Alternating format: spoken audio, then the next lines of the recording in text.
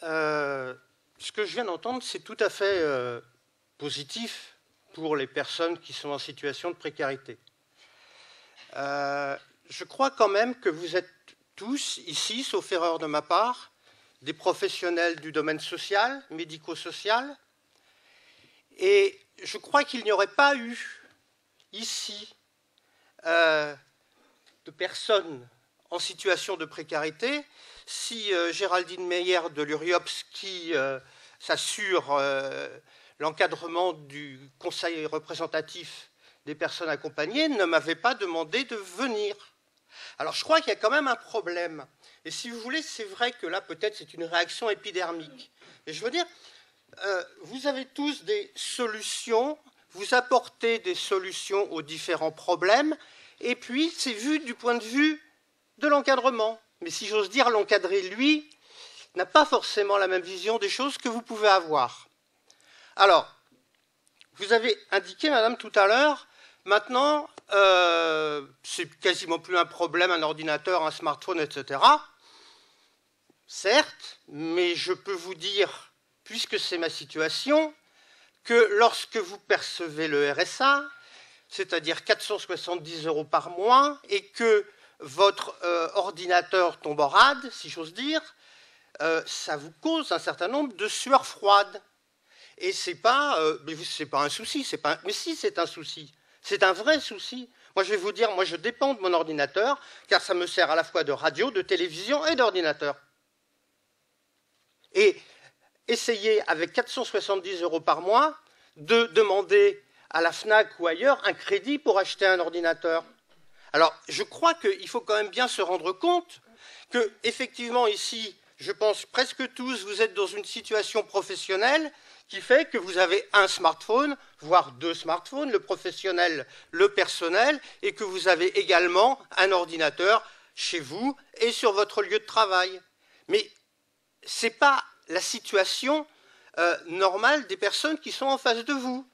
Nous, un smartphone, c'est quelque chose qui coûte de l'argent. On ne s'achète pas un smartphone, on ne change pas de smartphone tous les 2 ans ou tous les 6 mois, simplement parce que Apple vient de sortir un nouveau modèle. Okay. Revenons bien au cœur de notre Donc sujet. le cœur, c'est en quoi est-ce que, justement, c'est un facteur.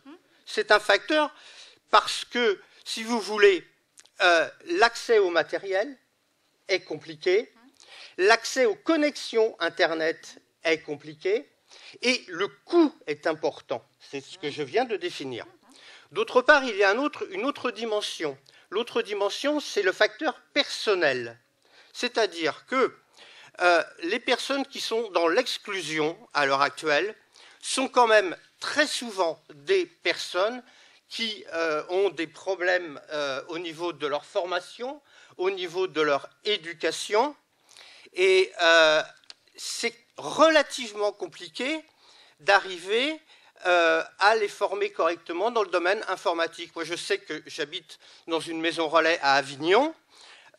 J'essaie d'encadrer des formations pour les personnes qui sont avec moi dans cette résidence. Ce sont des personnes qui ont soit des problèmes psychologiques, soit des problèmes psychiatriques. Alors, ce n'est pas simplement une petite, entre guillemets, petite précarité simple. Ce sont des gens qui ont de vrais problèmes.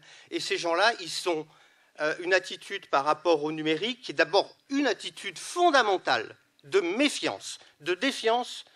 Le numérique, c'est dangereux. C'est dangereux parce qu'on entend beaucoup parler de problèmes de cartes volées, de données volées, etc.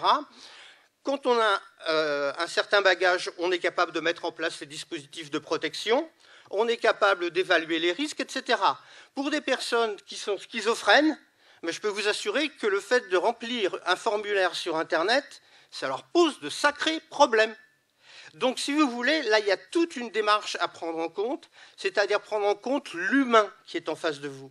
Et je sais que c'est difficile pour vous parce que vous avez une certaine formation, vous avez une activité, on vous demande un certain nombre de choses, mais en face de vous, il y a des gens qui sont vraiment dans des situations très difficiles. Je suis d'accord avec vous, monsieur, ce n'est pas le numérique qui va causer la marginalisation d'un certain nombre de personnes.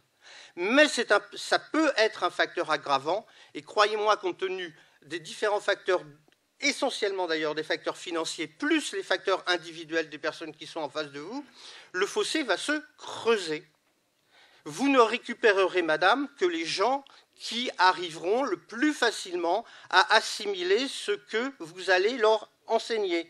Moi, je peux vous assurer que ce n'est pas une fois, ce n'est pas 2 fois, ce n'est pas 10 fois, c'est 50 fois qu'il faut le faire. Alors, dans le cadre de ce que l'on appelle le père aidant, je ne sais pas si certains d'entre vous connaissent le concept, dans le cadre du père aidant, dans une structure, on peut assurer la formation, parce qu'on n'a pas de limite de temps, parce qu'on n'a pas de contraintes budgétaires.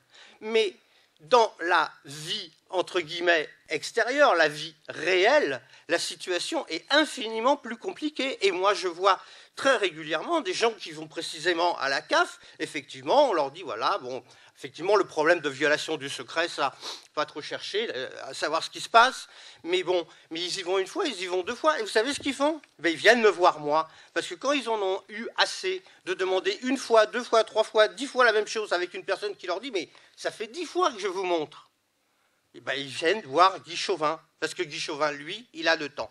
Alors, si vous voulez, c'est pas pour être désagréable à votre rencontre, simplement c'est pour que, dans votre démarche, vous ayez de plus en plus conscience que votre point de vue est le point de vue de gens possédant une bonne éducation, un bon niveau socio-culturel, et que les personnes qui sont en face de vous en situation de précarité le sont pour de bonnes raisons, et ces bonnes raisons sont rarement parce qu'ils sont particulièrement brillants, performants et aptes à intégrer le marché du travail. Voilà.